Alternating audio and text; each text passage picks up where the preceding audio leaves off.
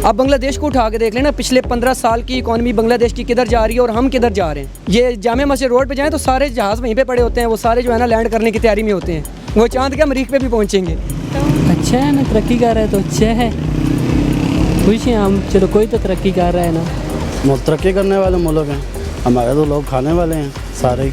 हमारे तो गरीबों का खून पसीना चूस चूस के लंदनों में जा रहा है आगे पीछे। जी अस्सलाम वालेकुम, वसाफ डिजिटल के साथ मैं हूँ आपकी मेज़बान सादिया रशीद।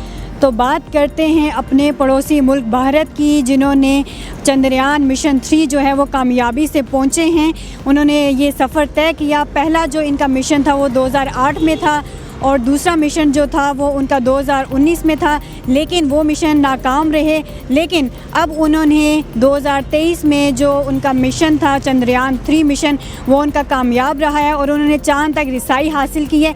इसमें उनका कितना फ़ायदा होगा और इसमें बेसिकली अगर बात की जाए, अगर उन्हें वहाँ पर चांद की ज़मीन सतह पर अगर उन्हें पानी मुयस्सर आ जाता है तो ये है कि वहाँ पर वो प्रॉपर्टी लेकर वहाँ पर इंसानी ज़िंदगी, इंसानी सोसाइटी जो है वो वहाँ पर अपनी ज़िंदगी जो है वो वहाँ पर बसर कर सकती है। तो इसी के साथ जानते हैं लोगों का रिएक्शन कि वो क्या कहते हैं इस बारे में कि हमारा पड़ोसी मुल्क भारत जो है वो चांद तक रिसाई हासिल कर चुका है। आइए तो चलते हैं। हमारा पड़ोसी मुल्क भारत जो है वो टेक्नोलॉजी में आगे निकल चुका है, तो क्या कहेंगे उनका मिशन 3 चंद्रयान कामयाबी से मुकम्मल हुआ है? इस पे बहुत सैडनेस बात यह है कि हम लोग नहीं जा सके। हमारे मुल्क में इस कदर मतलब सोचा नहीं जाता कि हम इतनी टेक्नोलॉजी वो करें, डेवलप करें कि हम लोग जा सकें ना।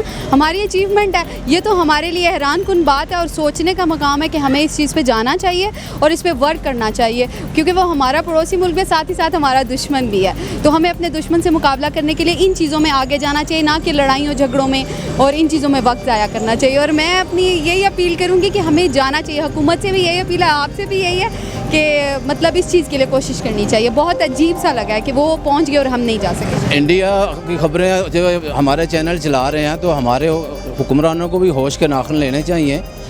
इतनी महंगाई कर दी है कि आवाम का जीना दुभर हो गया, तो इनको चांद तो दूर की बात है, ये महंगाई को कंट्रोल कर लें तो यही बहुत बात है। टेक्नोलॉजी में हमारा मुल्क भी बहुत आ गया, लेकिन जब तक करप्शन को ये ख़त्म नहीं करेंगे, सही लोगों को ऊपर नहीं लेके आएंगे, उस वक्त तक ये हमारे मुल्क का यही हाल रहेगा। उन्होंने ये अच्छा काम किया तो अप्रिशिएट तो उनका बनता है। अच्छा है ना, तरक्की कर रहा है तो अच्छा है, खुश हैं हम। चलो कोई तो तरक्की कर रहा है ना, हम नहीं कर रहे तो क्या बाकी भी नहीं करेंगे। अच्छा है कोई कर रहा है। इस बारे में सिंपल सी एक चीज़ है कि आप अगर पिछले 35 से 40 साल देखें इंडिया को, कंपैरिजन करें हमारे पाकिस्तान के साथ, ख़ास तौर पे सियासी हालात के ऊपर, तो इंडिया के जितने भी उनके आए हैं जो मतलब कि लीडरशिप उनकी आई है, तो उन्होंने अपनी कौम के लिए, अपनी जो उनकी आवाम है उनके लिए उन्होंने काम किया है। उन्होंने हर चीज़ को प्रमोट किया है, उन्होंने अपने आप को बिल्ड किया है, सारा कुछ किया है। लेकिन हम लोग जो सियासतदान हैं हमारे, वो सिर्फ एक ही चीज़ में फंसे रहे हैं। जो भी पार्टी आई है उसने पिछली को ब्लेम किया है और अगले को उसने जो है ना अपना कोटा निकाला और निकल गया। मसलों में उलझे हुए हैं। हमें किसी तरीके से भी, किसी जगह पे भी, अब उनका हेल्थ का देख लें, उनका बजट देख लें, उनका सेहत का बजट देख लें और उसका तालीम का बजट देख लें, हमारा का देख लें। जब वो एक फैसिलिटीज़ देते हैं अपने जवानों को, नौजवानों को वो फैसिलिटेट कर रहे हैं, तो वो आगे बढ़ रहे हैं ना। हम नौजवानों को सियासत में उलझा रहे हैं, एक पार्टी का बंदा है, दूसरा दूसरी पार्टी का बंदा है, हम नौजवानों को गुमराह कर रहे हैं, उस साइड से ही हटा रहे हैं। अगर इंडिया आज तरक्की कर रहा है तो उन्होंने अपना एक विज़न रखा है, वो उस विज़न के ऊपर चल रहे हैं। इंडिया को तो छोड़ दें, एक साइड पर रख दें, इंडिया तो बहुत बड़ा है। आप बांग्लादेश को उठा के देख लेना, पिछले 15 साल की इकॉनमी बांग्लादेश की किधर जा रही है और हम किधर जा रहे हैं। हमारे कितने बच्चे हैं जो स्कूल से बाहर हैं, जो प्राइमरी तक लेवल तक भी तालीम हासिल नहीं कर सकते, तो फिर हम क्या चांद पे पहुंचेंगे? तो आप बात वो मजाकन हो जाती है, कहते हैं कि ये जामे मस्जिद रोड पे जाएं तो सारे जहाज़ वहीं पे पड़े होते हैं, वो सारे जो है ना लैंड करने की तैयारी में होते हैं, वो चांद के मरीख पे भी पहुँचेंगे। क्या कहना है, तरक्की करने वाले मुल्क हैं, हमारे तो लोग खाने वाले हैं सारे ही। हमारे तो गरीबों का खून पसीना चूस चूस के लंदनों में जा रहा है, आगे पीछे जा रहा है। हम लोग क्या करें?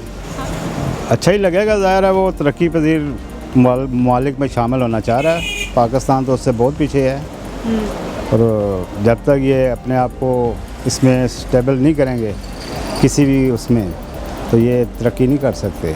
हमने भी जाना था ना, हमने जाना था, हम फ़िलहाल तो ज़मीन पे ही हैं। हम कब जाएंगे चांद पर? जब अल्लाह को मंजूर होगा, जब ये साइंटिफिक जो हैं जो मुत्तफिक होंगे, तभी ये सब कुछ होगा पॉसिबल, ऐसे तो नहीं हो सकता। ज़मीन पर रहकर भी हम क्या कर सकते हैं? ज़मीन पर रह के कुछ भी नहीं कर सकते, चांद पर जाने की तैयारी ज़रूर कर सकते हैं। वो तैयारी किस तरह होगी? वो तैयारी इसी तरह होगी जब आप हिम्मत करेंगे, आप अपने आप को मनवाएंगे दुनिया में, तब जाके आप किसी उस पर पहुँचेंगे। आप क्या देखते हैं कि ऐसी क्या वजूहात हैं कि जिसकी बिना पर हम वो मिशन अपने कंप्लीट नहीं कर सके जितना टेक्नोलॉजी में हमें आगे जाना चाहिए था? उसकी बेसिक वजह यही है कि यहाँ पे एक तो तालीम इतनी नहीं है, शऊर नहीं है लोगों में, जिसकी वजह से लोग तरक्की नहीं कर सके पाकिस्तान में। इंडिया हमसे बहुत आगे है, तालीम के लिहाज से भी और एजुकेशन के लिहाज से भी उसका दुनिया में काफ़ी नाम है, इस वजह से वो आगे जा रहा है।